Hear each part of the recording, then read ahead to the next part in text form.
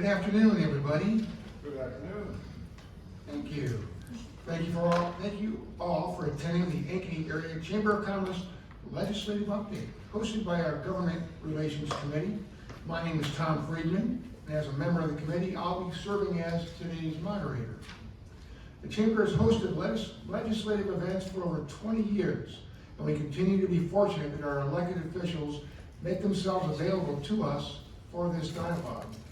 We look forward to hearing from Representative Heather Matson, Representative Molly Buck, Senator Mike Buslow, Representative Bill Gustav, and unfortunately Senator Jack Whitford cannot be with us today and sends his regrets.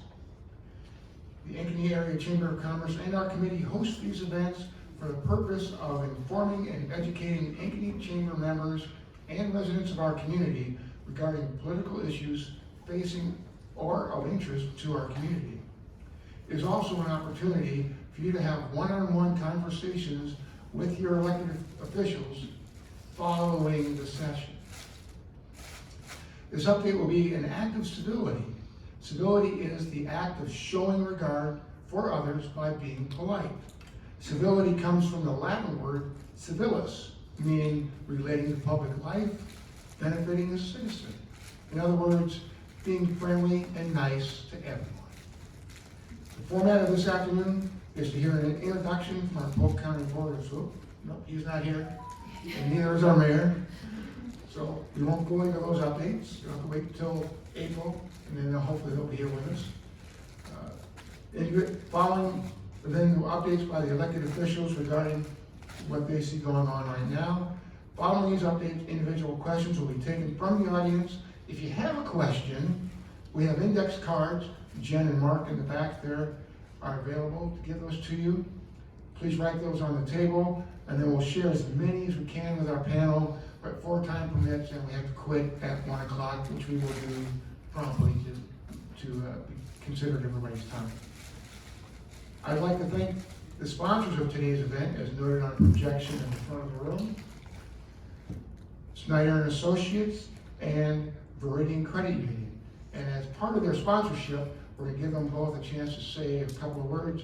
Snyder has decided to say thank you. We're proud to participate. We have a representative from Veridian Credit Union. Come on up, Kim. All right, just a little bit shorter than Tom there. Thank you, Tom. Get it here. All right, thank you. Hi. Thank you for being here today and allowing us to be here as well. I'm Kim Fedkether with Veridian Credit Union. I am our Vice President of Strategic Development and Advocacy, and I have the opportunity to spend time in Des Moines advocating on behalf of credit unions and those members that we serve. Veridian is based in Waterloo, but we are throughout the greater Des Moines area, including here in Ankeny. We have been serving members here since 2004, serving more than 29,000 members here and employing close to 80 employees here in the Ankeny area. So we are proud to be here with our 4 branches. And thank you to our legislators for being here to share updates with us. These are such important events for us to have an opportunity to hear directly from them. So thank you for being here. Thank you for the opportunity for us to be here, and thanks to our legislators. So, thank you. How about a quick round of applause for our today's sponsors? Okay, now it's time to stop hearing from me and start hearing from our legislators for 2 to 5 minutes. You guys remember last time I'm pretty good on time that way. So we'll start with Mike and go that way, and then we'll go with questions the opposite way. Mike, you've got 2 to 5 minutes. Go ahead. Well, thank you, Tom, and thanks to the Chamber for hosting this and the sponsors for making it possible. As always, enjoy getting together and answering questions. You know, just as a reminder, I am in the Senate. I'm on 8 committees, so I've been very, very busy with the logistics of working through 8 committees. Vice Chair of Commerce, State Government, Ways and Means, Judiciary, Transportation, Technology, Administrative Rules, and I'm the Vice Chair of the RIF budget, or the Capitals budget. So very busy with that and the funnel and the process that goes on with making sure bills are moving procedurally through at the right pace and just the voting through that. So it's been a busy first couple of months in the Iowa Senate. But I wanted to just talk about two bills that have been moving recently that I think are important to highlight, that are going to have major impacts on every single Iowan, and just worth noting. And the first one that we passed out of the Senate was the government reorganization bill. You know, state government touches every single Iowan in some way, and every single person is going to be impacted, whether it's minorly or majorly, by streamlining government, by trying to make government more accessible for Iowans. That's what the bill does, and that's the aim of it. Streamlines, it does not eliminate any departments. What it does instead is it says streamlines the leadership of those departments so that those services can be better accessible by Iowans, but also that they can be better led and more accountable to Iowans. I think it's an interesting and important balance. Importantly, and let me give you an example, a couple examples rather, where this could come into play.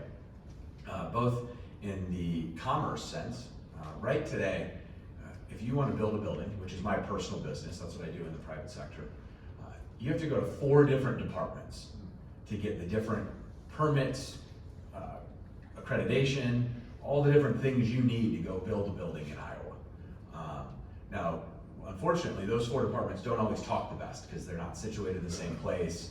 They're not even always on the same email systems, believe it or not. And so to make sure that one of the goals of this is to make it easier to do business in our state. And one of those goals is going to be met, for me personally, is it will now be one department you go to get all of those inspections and accreditations you need to build a building. So the other piece of that is if you're a vulnerable Iowan accessing healthcare. Today, a lot of that done is in a disjointed process through multiple different departments.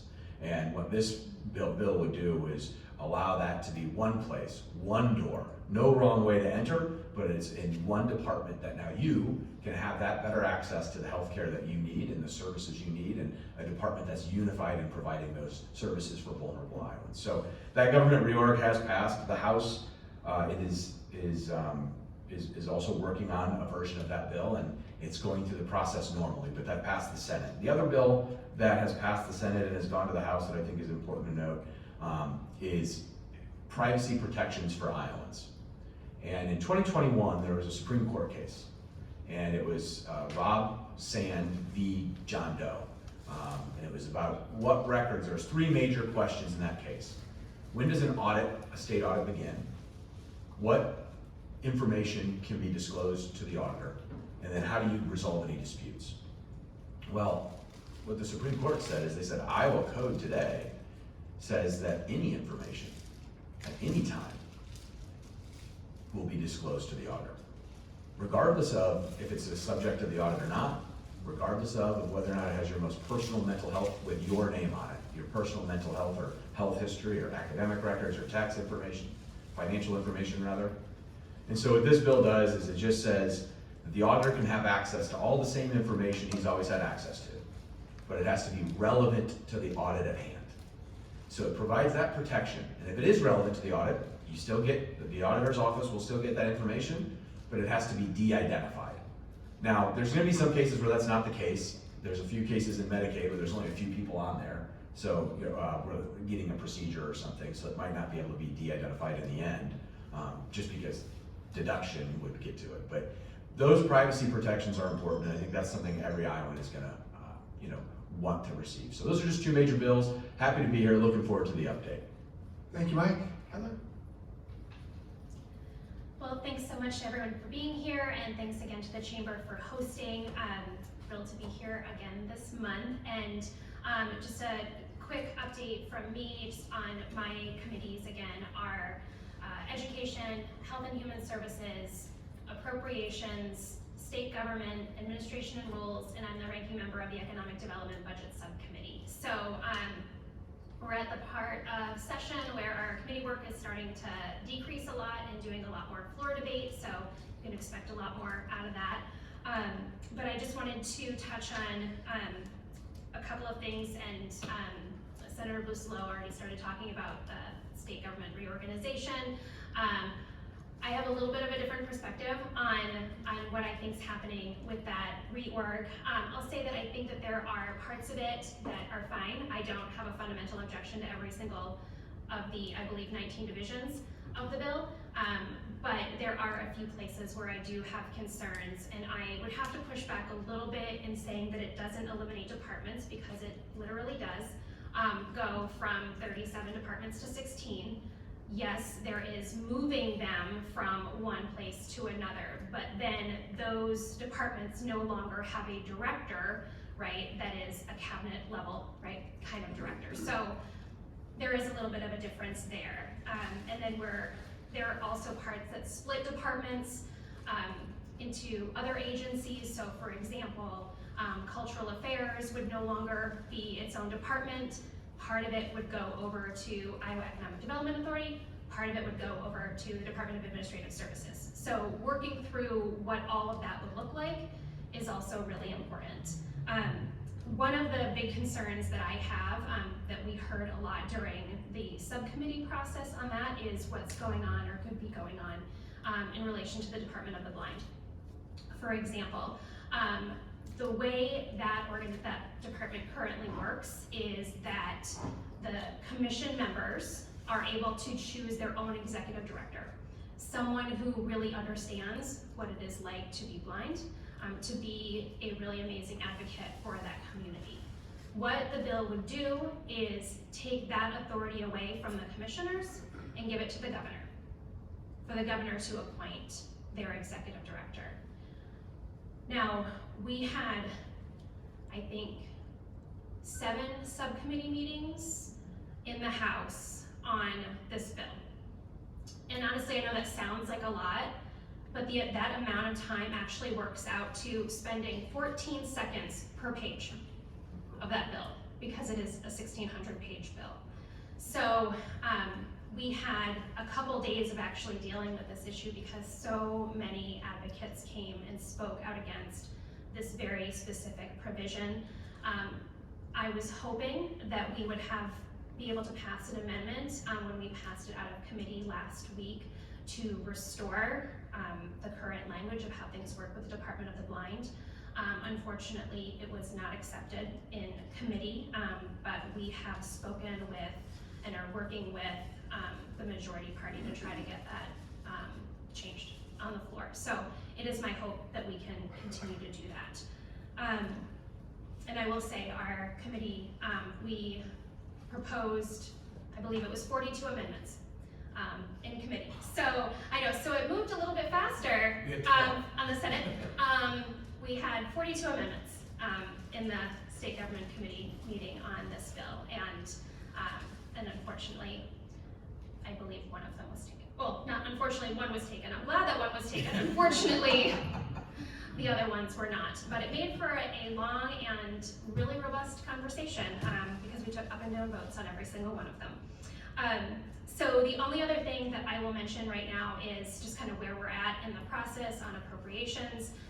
The Revenue Estimating Conference is meeting today, and they will be giving their recommendations on what projected revenue. And so we'll be working on putting budgets together within our budget subcommittees over the next 2 weeks, and so you'll probably hear a whole lot more from us on that soon. Thank you. Thank you, Heather. Molly, you're next. Thanks everybody for being here today. It's great to see the room with so many people in it, and thank you to Snyder and Associates as well as Viridian Credit Union along with the Chamber. I appreciate this opportunity to come and talk. I serve on the Labor and Workforce Committee. I also serve on Environmental Protection, Economic Growth and Technology, and Education. And it's been a really busy year for education. As you know, the educational savings accounts of vouchers went through, and that was our first major bill. But then last week was quite a week. Wednesday and again yesterday, we passed quite a few bills out of the House, and I feel I would be remiss if I didn't talk about those things here, because I think one of the things that we have to be really proud of in Ankeny are our schools here. And so on Wednesday, people were there to talk. It was House File 623, which was, that one isn't education, but was just focused on gender affirming care for minors. And so this bill is banning gender affirming care for people under the age of 18. And that passed through.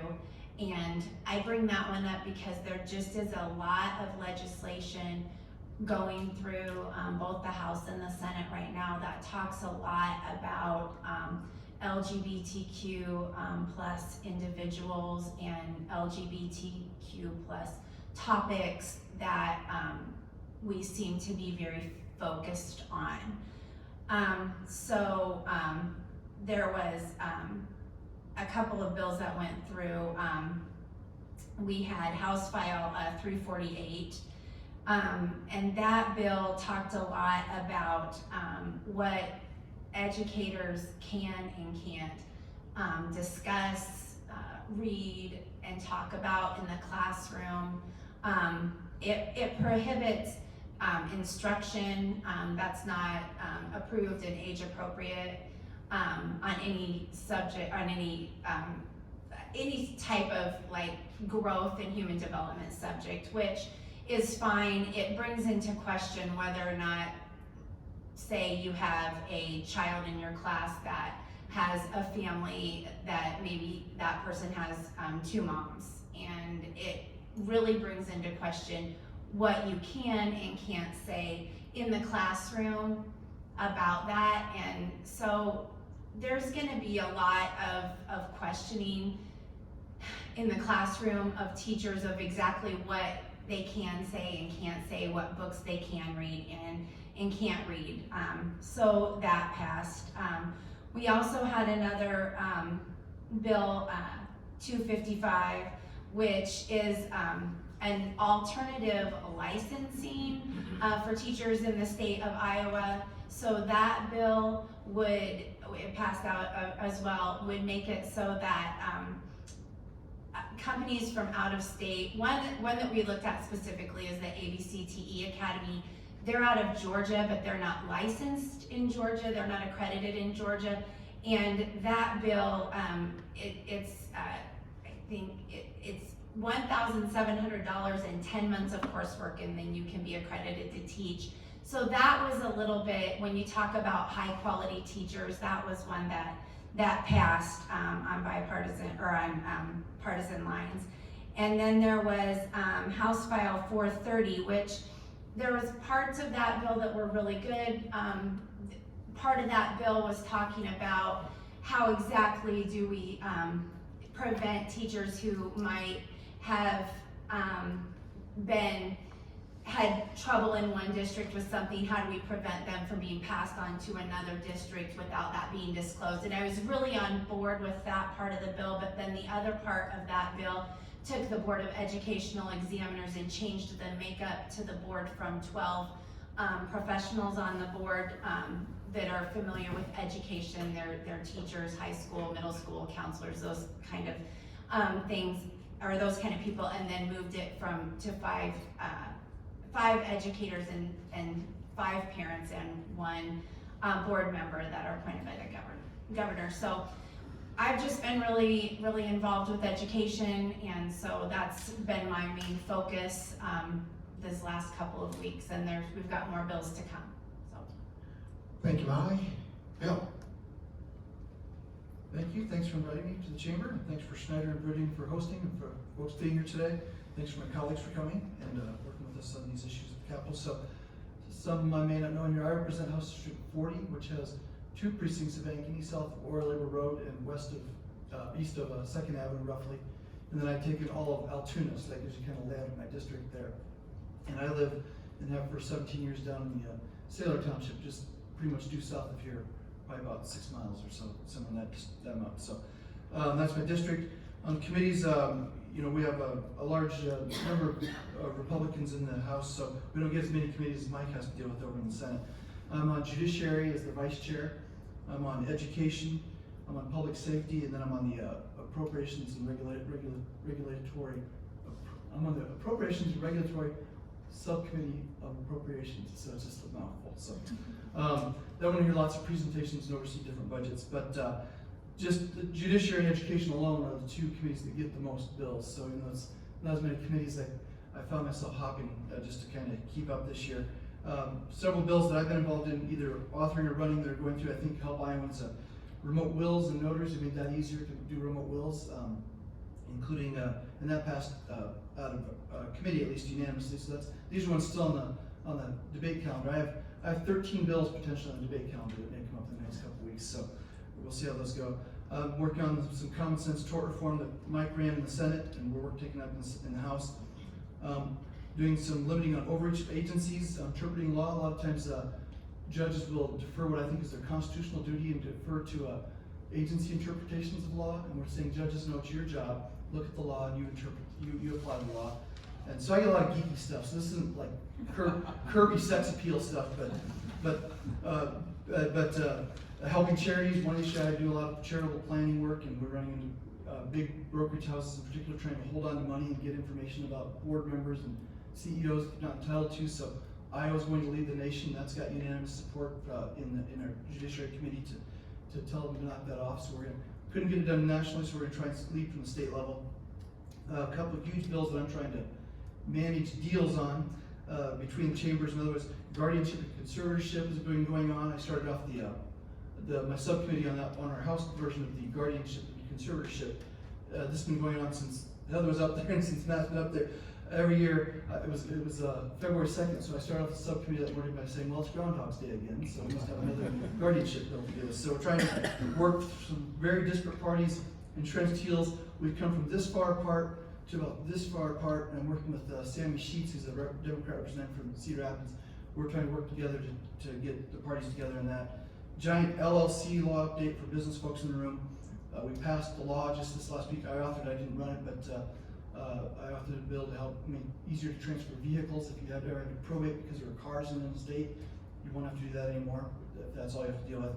And we're working on human trafficking issues, which is a big issue of mine. I have some clients that are involved in anti-human trafficking efforts. So those are things going on.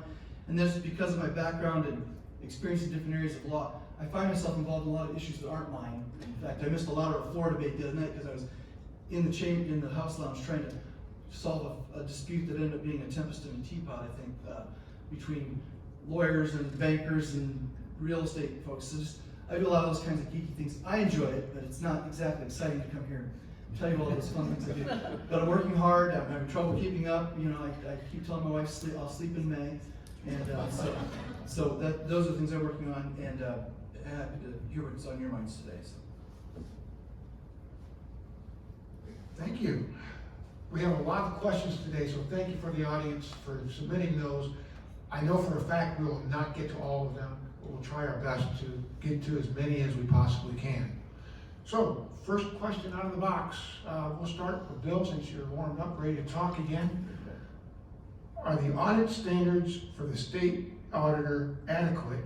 If not, what standards should be implemented? The current standards or the ones being proposed in the bill? Yes. The bill. Take a swing at either one.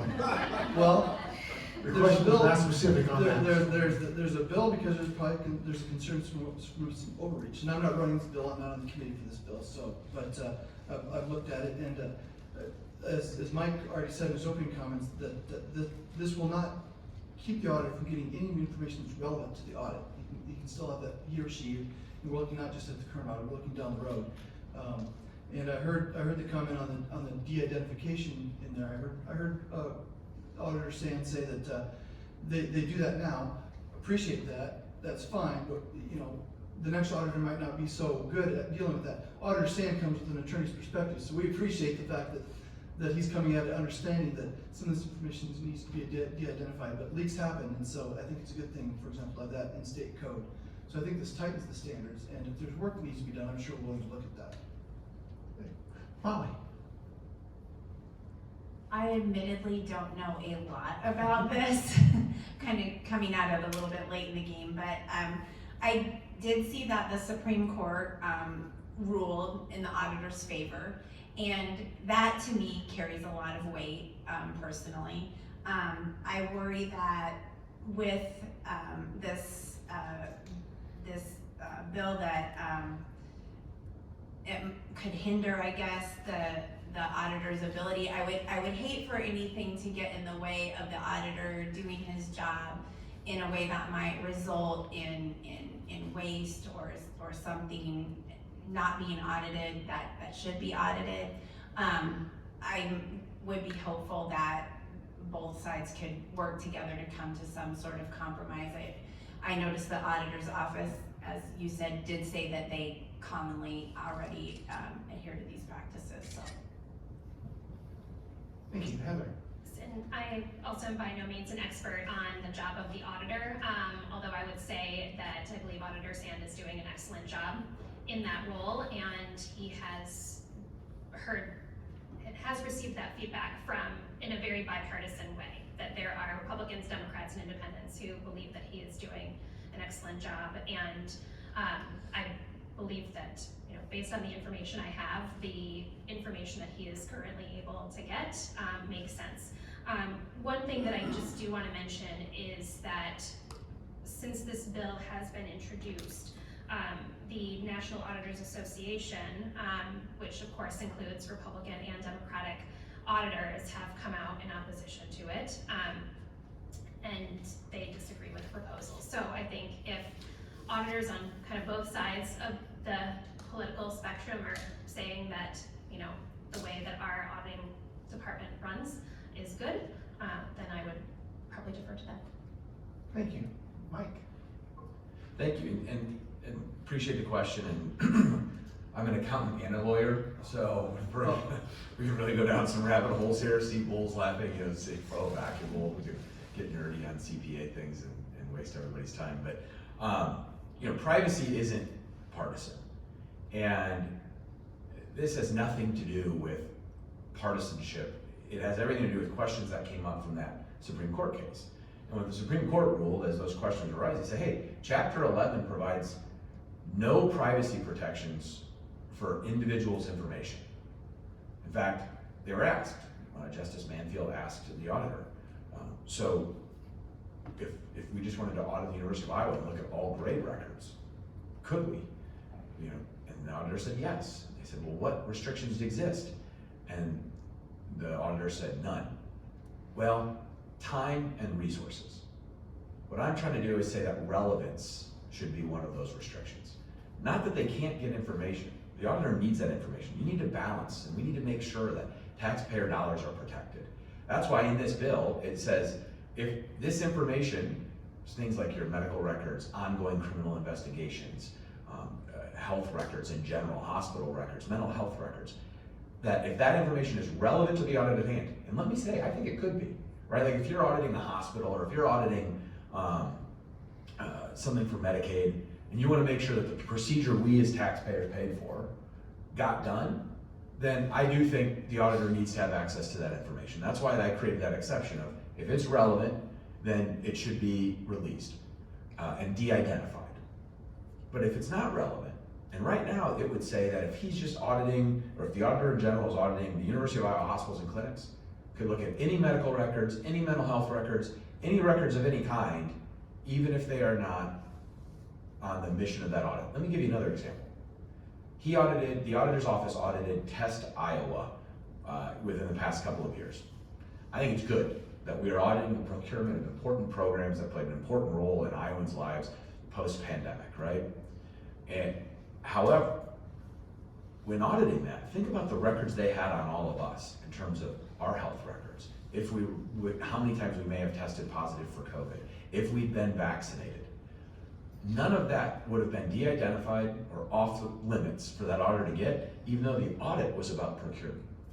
Highly personal, highly personal information. And so this bill is not seeking, and in fact does not limit his access to that information. It just says that the audit has to start according to government auditing standards, what they call the yellow book. That's a very nerdy thing, if you even know what it is. It's not a phone book. That's also ages me, doesn't it? Secondly, it says certain information has to be confidential, but you get access to it if it's relevant. And then thirdly, it says how do we resolve those disputes? Again, privacy isn't partisan. It's just trying to say that really personal information should stay that way. Thank you. Next question is fairly relevant because you have a banker who's a moderator and a sponsor of Viridian. So this is also a very lengthy one. Please comment on the credit union expansion bill that passed out of the House this week.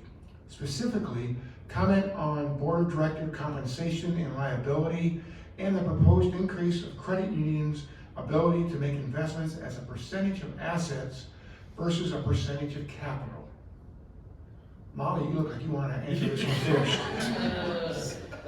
The answer I will give you is I have not looked at that bill, and I would be remiss in answering that question right now with not having looked at that bill. So I would gladly take information from the person who wrote that question, or just give it back to you, and I can get back to you with that, but I know nothing about that bill at this time. Okay. Heather, how about you? Okay, so that was a lot of pieces. Just So one I question. apologize if I don't get to every single one of them. What I would say is on the, okay, so the board compensation, I do think that credit unions should be able to pay their board members. Banks, is my understanding, also pay their board members, so, or have the option to, so that seems reasonable to me. I'm sorry, there were so many things, I forgot what the other ones were, sorry. Compensation and increase of the credit union's ability to make investments as a percentage of assets versus a percentage of capital. Okay, I'm gonna be honest, I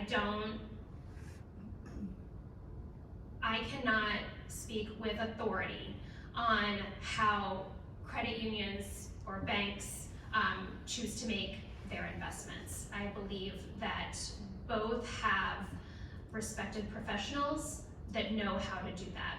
And so if the decision has, like, if they're saying this is how it works best in our, in our world, then I will probably say that that's a reasonable thing to do. Thank you. Mike? Yeah, I mean, you think you're talking about a thorny issue. Yeah. Banks and credit unions, it's like Hatfield and McCoy's. It's unbelievable. It's like, put your helmet on. So the same bill the companion bill that passed the House, it failed in the Commerce Committee, didn't have support to get out. And I think it didn't have support because I think legislators in general, and I don't want to speak for the three up here, are sort of frustrated with feeling like we're referees between a family fight between the credit unions, like two warring cousins between the credit unions and the banks. And both sides will say, well, such and such got such and such last year. And so in the Senate, I know that the Commerce Committee, felt like until they can come to a compromise and that there's good policy that reflects what I think most Iowans think should be happening, and from a regulatory perspective, importantly protects depositors at credit unions, there was not an interest in moving forward. It's a bill that we are taking up in the Commerce Committee now. A part that I had a strong disagreement with was that credit union, they sought to expand what they could invest in and just have it approved by the credit union superintendent. To me, that made me a little nervous. I trust our credit union superintendents, but also, as a regulator, now you're putting them in, I think, in a difficult role in terms of being a regulator for what's important, but also then sort of approving new investments. We're going to look at this bill. We want to make sure that we have good public policy for credit unions, for banks, that protects those depositors first and foremost, and that puts all entities in a place to compete on a level playing field. But really, when it comes down to it, I think, again, don't want to speak for everybody, but the common themes seem to be we want to make sure that we're doing the right things to protect Iowans. So, thank you. Bill? So I was one of the 3 no votes in the House on this bill, which is an uncomfortable position to be in. One of 3, and only one of 3 out of the Republicans, so put me out of step with my leadership on it, and they wanted to know why. And I was wanting to be a yes on that, but 2 of my big concerns were not necessarily compensating credit union board members for the first time, but the unlimited compensation. and it puts us out of step with other states that allow compensation. So credit unions come from a nonprofit world, again, geeky nonprofit attorney here, so they come from a nonprofit world, but they keep acting more and more like for-profit entities with different rules. So that's kind of where I get a little touchy. I have credit union accounts, right, and I have bank accounts, and the other reason I was concerned was the capital versus assets. But credit unions can invest a lot more of they have a lot more investment authority now than banks do if that were to pass. In fact, I think it's risky. It's a risky level investment level. So my understanding was the reason I was surprised no on the floor was like, why did you vote no on that? I said, I thought we were working on those issues and they didn't get worked on, and suddenly this bill's in front of me. So I said I was still a no. So I'm not anti-credit union. Like I said, I have credit union accounts. I love credit unions, but those just concern me. Thank you. Next question. Senate File 455 eliminates the ability of cities and counties to regulate topsoil preservation and stormwater flow from development sites. With recent flooding and water quality investments, why should this be considered? Heather, we'll start with you. Okay, so I haven't seen this bill because it's a Senate file, so I just want to start from that point. But just to clarify, Tom, you said that it eliminates the ability for localities to? It said, quoting from the question, eliminates the ability of cities and counties to regulate topsoil preservation Okay. and stormwater flow from development sites.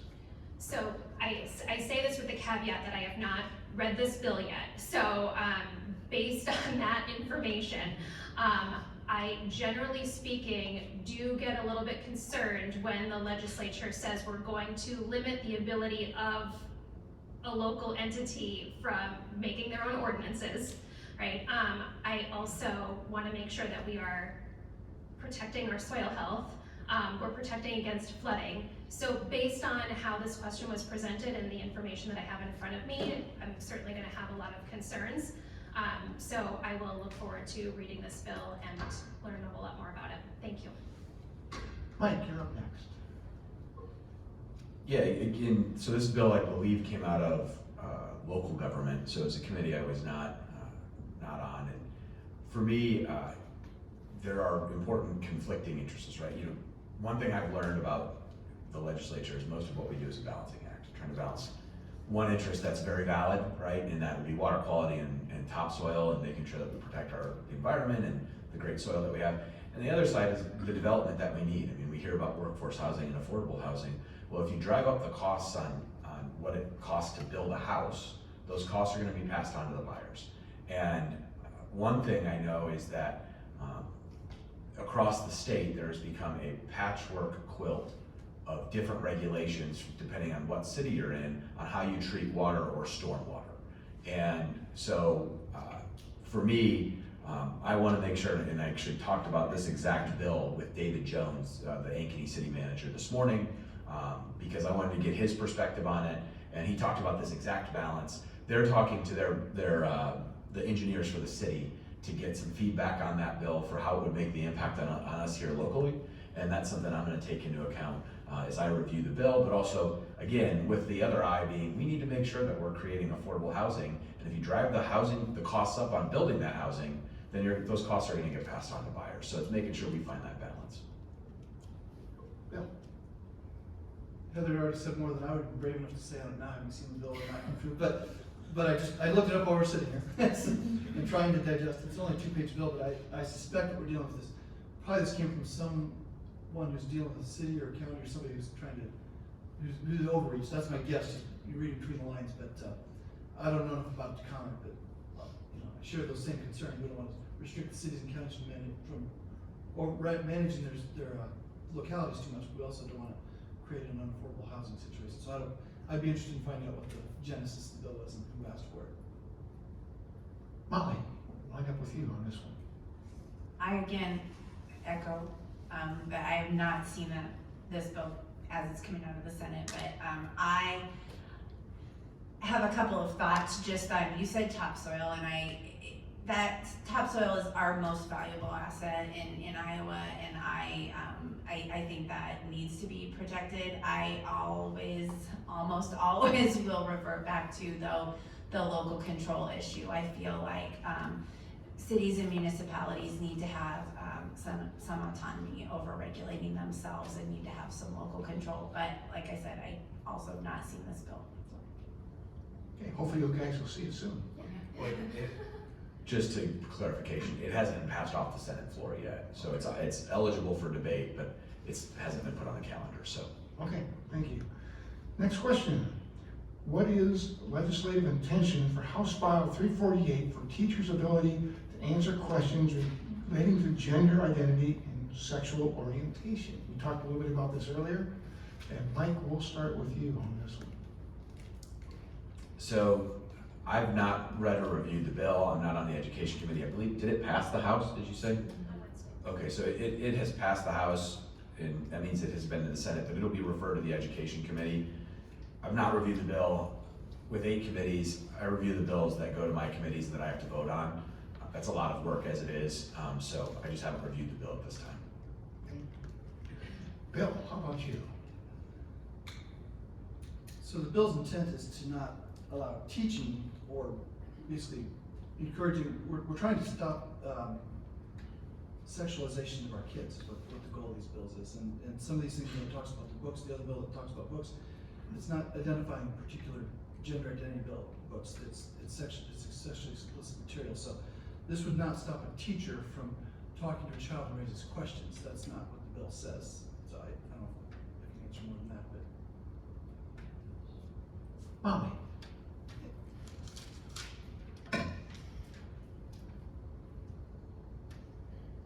There is a lot of concern that students in our school system are somehow being sexualized by educators. I'm not exactly sure where this has manifested. I feel that the bill is an attempt to make sure that teachers are not doing that. I don't, as an educator in Ankeny, believe, nor have I ever seen that happen. I think what does happen is you have a variety of students entering into our classrooms that are different from students that have entered into our classrooms 20 years ago. Our population is changing and it's more diverse. Teachers have the desire to make sure that every student in their classroom feels welcome and feels comfortable and feels seen and feels heard and feels valued in that classroom, right? So you have teachers who are trying to be inclusive of all students and all people in their classroom, all families, all kids, and that's hard. It's hard. It's a balancing act. You want everybody to feel welcome, and in my opinion, that sometimes treads on other people's, it challenges other people's views and their beliefs and their worldviews. I think this bill is an attempt to make sure that something that's already not happening isn't happening. In its attempt, I feel that it's going to limit teachers in making sure that all students do feel welcome and all families do feel heard in the classroom. It will be interesting to see how it plays out. Heather, we'll wind up with you on this question. Thanks. Yes, so in case anyone is not totally sure, this is the bill that is often referred to as the Don't Say Gay, Don't Say Trans bill. I want to echo what Molly has said, and I will add that it's hard to know exactly what the legislative intent is of a bill if you are not a co-sponsor or a supporter of the bill. So I cannot speak definitively to what the legislative intent itself is. All I can speak to is what I think the actual practical effects will be on this bill becoming law. One of the things that I do want to mention that came up in floor debate on this bill was one of the floor manager of the bill, and he is also a co-sponsor, specifically mentioned that the bill language is exactly the same, or almost exactly the same, as what was passed out of Florida. And I think that is indicative of the fact that there are a number of pieces of legislation making their way through that are about what's happening just kind of nationally, as opposed to this being driven by Iowans who may or may not want this to happen. Based on what I've heard from constituents, I think I have maybe gotten on this particular bill, I'm not sure that I've gotten any emails asking to support it. It has just been hundreds of people asking me not to. I think the practical implication of this is that it censors conversation. I think when we tell teachers, and let me be clear, it is prohibiting instruction, right? It is saying that you cannot, in grades K through 6, have any kind of instruction. You cannot talk about sexual orientation or gender identity in any kind of instruction, in tests, questionnaires, promotions, activities. Like, it's just a whole big kind of long list. And for me, when I see that and I hear that, what I see is ending conversation, right? It is seeking to make it harder to learn other people's perspectives, their experiences, and when you end conversation, you create stigma. And when you create stigma, you create a unsafe and hostile environment, because people are not given the opportunity to actually talk to each other and get to know each other better. And this is not to say that kids will not be able to talk to each other and get to know each other better. But when we as a legislature make it difficult to have conversations, I think that's what we're teaching. And I believe, based on the information that I have been given, that this is a bad situation for our schools, it's bad for our kids, and what it will lead to is kids feeling unwelcome. And I cannot, as a parent, imagine how we as a legislature would do anything that would make even one child uncomfortable in school. Thank you. Next question, and maybe our last, depending on how long the answers go, but we'll see.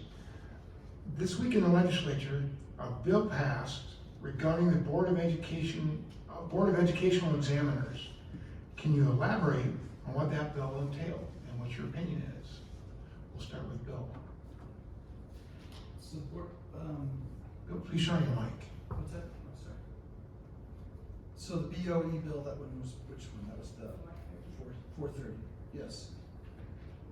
And Molly touched on this in her opening comments. So it's gonna, I have to get my Rich Bill out in the mind there, sorry. Let me go. Can I come back to that as we get back? I'm gonna grab my notes here on that. Okay. Molly, how about you? You seem to have a good grasp on this. We'll get you going. Yeah. This bill, honestly, so I'm a freshman, obviously, most people know that, and this bill has been worked on the past 2 sessions. And it actually, the last couple of sessions, was a really good bill. It was aimed at, the intent of the bill was to make sure, like I said, that if teachers had been dismissed from a school district for any reason that was questionable, that reason would be disclosed, and to another school district who might pick that teacher up, kind of to eliminate any bad actors. And I would think that anybody in any profession would say that they don't want other bad actors in their profession, right? So that part of the bill, I honestly was excited about. I thought it was a good part of the bill. And then inside of this bill was another part that takes the Board of Educational Examiners and it moves it from a 12-person board of people who are professionals. You have elementary school teachers, you have secondary teachers, counselors, librarians, all kinds of people on this board, and gives them governance over people who they don't even govern now, right? So it takes lunch ladies and puts them in the BOEE. It takes custodians, paraprofessionals who don't hold a licensure. And what I think was misconstrued about this, or somebody doesn't understand that wrote this bill, was that the Board of Educational Examiners is not just a board that examines people who have been dismissed or is there to pass judgment on people. The Board of Educational Examiners oversees my license. They oversee my coursework. When I got my master's degree, they oversaw my coursework and made sure that my coursework matched up with my degree. They oversee a myriad of endorsements.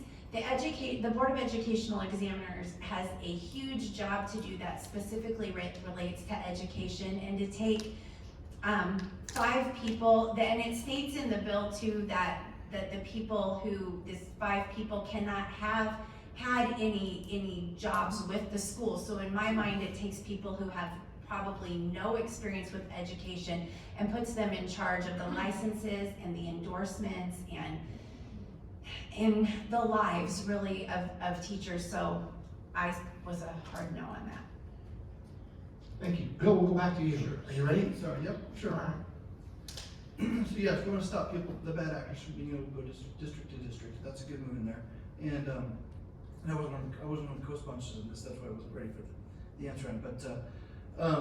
But as far as the makeup of the board, so there are complaints that just don't get progress at the board, and that's been a lot of frustration with people. So that's someone's been dealing with here, and sometimes it has that feel of circling the wagons to protect your own turf. And Mike and I'll be familiar with this from the makeup of judicial nominating commissions. Those used to be dominated and controlled by attorneys and attorneys only.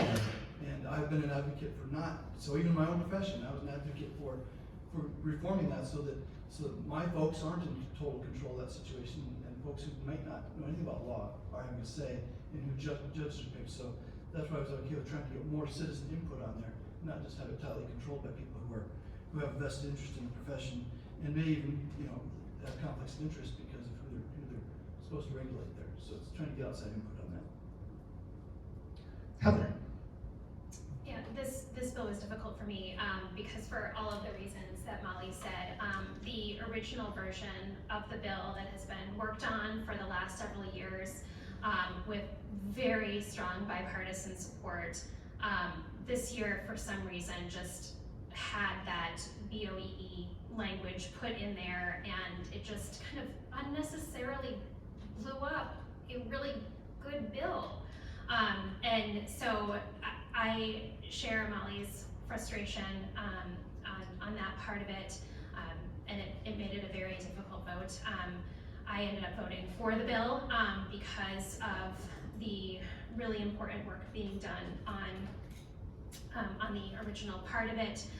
But I will say that I also voted for the amendment that would have just been that part and taken out the piece on BOE, because I do think that those changes were unnecessary. And exactly to Molly's point, like the work of the Board of Educational Examiners is so much broader than I think a lot of folks realize, and you want to make sure that people who are reviewing this sort of thing have experience in education in some way. And I thought what was also really interesting was saying that some of the folks cannot have worked in education. That part was really mind-blowing to me. I don't know why we would say you can't have been in this field to serve on this board. Thank you. Mike. I voted as a member of the House last year on the BOE disclosures. I've not reviewed this bill. It just came over to the Senate. I think it's been referred to the Education Committee. Okay. We got time for one more question if we have a really short, succinct, and on-the-point answers. Not saying you guys aren't doing that, Last time Ms. Linda ended it, but, and this is not a question that tends itself to a short, succinct answer, so we'll do what we can. How does the bulk of the legislation that is being passed in the Iowa houses today help average folks and folks living in the margins? Molly, you first. And again, we're short on time. Sorry, like I said, it's not a fair question to ask. It doesn't. That would, honestly, that would be pretty much my short answer. I feel like we have a lot of legislation going on right now that isn't going to help us with workforce. I don't think that a lot of this legislation that is aimed at LGBTQ people and restricting LGBTQ care and restricting open discussions in schools is going to lend itself to helping our workforce. We did have a number of businesses in Ankeny, in Ames, and people are starting to come out and be in favor of making sure that LGBTQ people feel heard and safe and have a place. And there's also a lot of legislation going through right now about diversity, equity, and inclusion. And I don't know a business that doesn't have a DEI statement and isn't interested in diversity, equity, and inclusion. And for the legislature to be going after DEI and people working in DEI doesn't seem congruous with helping the workforce. Thank you. Heather? So, generally speaking, I don't think there has been enough of an emphasis placed on legislation that actually helps folks on the margins. That is not to say that there are not bills making their way through that don't have bipartisan support or aren't good, that, you know, those things are also happening.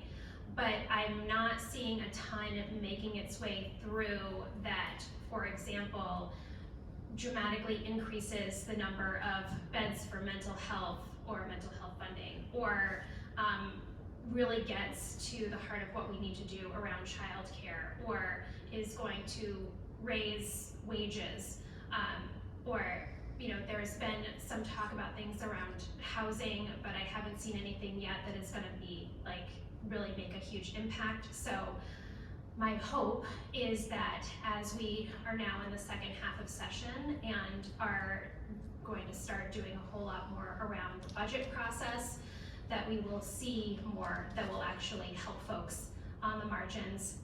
There is a bill out there, and I don't know where it's at in the process right now, but and I'm sorry because I don't know the number of it either, but it relates to housing, and would make sure that if someone can get their record expunged on missing rent and that sort of thing, so that it would help make sure that they can, you know, have their record cleaned at some point, and that would actually be helpful. So I apologize because I'm not explaining that nearly as well as I should, because I just thought of it off the top of my head. But anyway, bills like that, that if anyone wants to talk to me about it after, we can get more details. But that is an example of a good thing that would actually be helpful and help people in the margins. So I would like to see that move. Thank you. Mike? You know, I think it's easy to get caught up in all the partisan fights that happen, and there certainly have been partisan fights. But last year, my first year in the legislature, and this year, most of the bills that we pass are bipartisan. Most of it's coming together, agreeing, maybe there's an amendment here or there, but it's coming together to say this is what actually makes sense, and it's little things, right? Like, for example, there's gonna be a lot of contests to property tax assessments in Polk County this year. We passed a bill with broad bipartisan support to improve the contest process so more Iowans can make sure their Polk County really only affects us, but can make sure that your contest is heard. It's other things that really don't affect Polk County but affect other parts of the state, like access to medical doctors and allowing for less red tape for well-trained international physicians to come here, or for tort reform so that their costs of practicing in rural Iowa are less.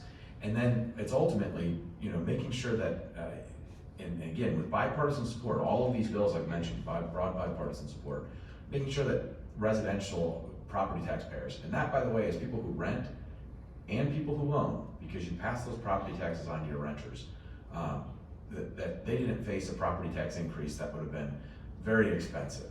And so all of these things pass with broad bipartisan support. The reason I ran for re-election in part is because these are citizen legislators who do what they do. We do what we do because we care. We do what we do because it's fulfilling, because we think we can make a difference. We do it because we believe in the state. We might have differences of opinion on the path to get there or what the motivations are, but ultimately, I've never doubted, and I don't think anyone in the legislature has doubted my motivations for what we've tried to do and trying to make our state better. We might disagree on policy. We might passionately disagree on policy, but we agree that this is a great place and we want to work on it.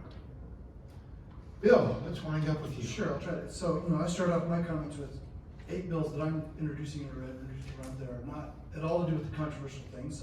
There might be some that are controversial, but I think they do things that help islands. I've been keeping a list as we debate, and I didn't even update it through yesterday, but I'm up to 35 bills here that passed unanimously, or almost unanimously in the House, that do all kinds of things about islands. So they don't make headlines. Right? Again, these are the geeky things that don't have Kirby sex appeal. So KCCI or WH, they're not reporting on these things, but these are good things that we all bring with our varied backgrounds. I love the varied backgrounds we have in the chambers because it gives us different perspectives.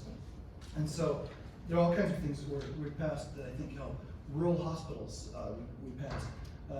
The Department of Administrative Services has more ability to sell properties without going through such big things. I could go on and on, but for the sake of time, I'll cut up. And I have a list of when I have tomorrow's, I think I have a list of well over 40 bills that have passed the House, almost unanimously or all unanimously, that do good things for islands. Thank you. And thank you, our elected officials, for your time today that you've generously given to us and to everybody who's participated. I apologize if we couldn't get to everybody's questions, but we have to be cognizant of people's times. Again, thank you to our presenting sponsors, Snyder & Associates, and today's event sponsor, Viridian Credit Union. Thank you, everybody, for coming. Our next and final legislative update will be 1 month from today, Friday, April 14th, day before taxes, well, a couple days before taxes are due, from 12 to 1, same bad time, same bad channel, same bad location. And this concludes our event for today. Thank you so much for coming, and again, thank you to our legislators for your time and your patience.